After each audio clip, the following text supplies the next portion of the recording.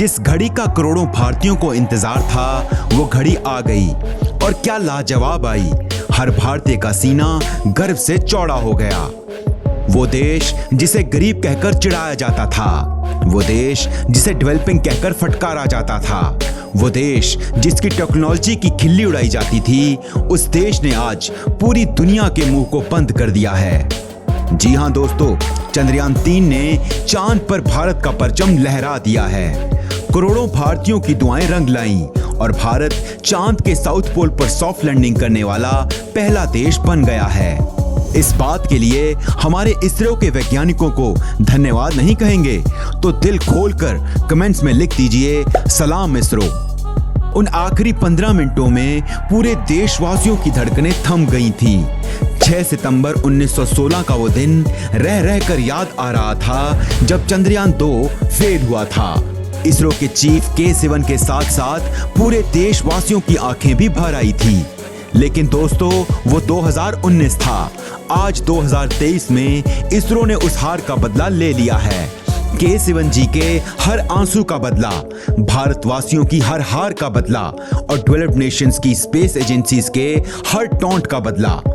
अभी तो चंद्रयान 3 के सक्सेसफुल लैंड होने का जश्न लंबा चलेगा और दुनिया भर की स्पेस एजेंसीज इसरो से उसकी टेक्नोलॉजी का आदान प्रदान करेंगी। चंद्रयान 3 द्वारा भेजा गया डेटा बाकी स्पेस एजेंसीज भी स्टडी करेंगी और अपने अगले मिशंस के लिए उसे यूज करेंगी। ये सफर आसान नहीं था दोस्तों। आइए एक बार देख लेते हैं कि चंद्रयान 3 कैसे पहुंचा चांद तक। 14 जुलाई 2023 को चंद्रयान 3 को ले जाने के लिए दोनों बूस्टर रॉकेट्स में फायरिंग एग्जैक्टली 2:35 पर हुई और भारत का चांद पर जाने का ऐतिहासिक सफर शुरू हो गया। धरती से 45 किलोमीटर की ऊंचाई पर रॉकेट का लिक्विड इंजन स्टार्ट हुआ और हमारे यान की स्पीड 6437 किलोमीटर प्रति घंटा हो गई और वो धरती के एटमॉस्फेयर को चीरते हुए आगे निकल गया। 62 किलोमीटर की ऊंचाई पर बूस्टर्स रॉकेट से अलग हो गए और मेन इंजन शुरू हो गया, जिसकी वजह से रॉकेट की स्पीड 7000 किलोमीटर प्रति घंटे तक हो गई। लॉन्च के 196 सेकंड्स में यान के सामने वाले शील्ड्स भी अलग हो गए। तब तक यान 114.8 किलोमीटर ऊंचाई तक पहुंच चुका था। लॉन्च के 307 सेकंड्स के बाद रॉकेट का लिक्विड इंजन भी उससे अलग हो गया और क्रायोजेनिक इंजन शुरू हो गया। इस इंजन की बदौलत अब रॉकेट धरती के वायुमंडल को चीरने के लिए तैयार था और रॉकेट की रफ्तार थी 36,966 किलोमीटर प्रति घंटा। उसके साथ ही कुछ ही पलों में क्रायोजेनिक इंजन भी रॉकेट से अलग हो गया और लॉन्च के 16 मिनट्स में ही चंद्रयान 3 धरती की कक्षा में स्थापित हो गया था। धरती की कक्षा में स्थापित होते ही वो असली खेल शुरू हुआ, जिसकी वजह से हमें ये चांद का सफर इतना किफायती पड़ा है। चंद्रयान 3 धरती के ऑर्बिट में चक्कर लगाता रहा और धीरे धीरे ऑर्बिट को बढ़ाता रहा। 2 हफ्ते धरती के ऑर्बिट में रहने के बाद 1 अगस्त को चंद्रयान 3 चांद की ओर बढ़ गया। इस काम को करने के लिए इसरो ने इसमें प्रोपल्शन मॉड्यूल स्थापित किया था। प्रोपल्शन मॉड्यूल की मदद से चंद्रयान 3 ने धरती के चक्कर काटे और धीरे धीरे अंडाकार चक्कर बड़े होते गए। हर चक्कर की शुरुआत के साथ यान को थोड़ा थोड़ा करके बूस्ट किया गया, जिससे उसे स्पेस में आगे भेजा जा सके। इस तरह इसरो ने 5 अगस्त 2023 को चंद्रयान 3 को चंद्रमा के ऑर्बिट में पहुंचा दिया। फिर चंद्रयान 3 ने चांद के चारों तरफ 1900 किलोमीटर प्रति सेकंड की गति से 170/4313 किलोमीटर के अंडाकार ऑर्बिट में यात्रा की। फिर इसरो ने 9 अगस्त की दोपहर को 1:45 बजे के करीब इसके ऑर्बिट को बदलकर 4 से 5000 किलोमीटर के ऑर्बिट में भेज दिया। 14 अगस्त की दोपहर को इसे घटाकर 1000 किलोमीटर किया गया। 5वें ऑर्बिटल मैन्यूवर में इसे 100 किलोमीटर के ऑर्बिट में डाल दिया गया। 17 अगस्त को प्रोपल्शन मॉड्यूल और लैंडर मॉड्यूल अलग हो गए। 18 और 20 अगस्त को डी ऑर्बिटिंग हुई, यानी चांद के ऑर्बिट की दूरी को कम किया गया।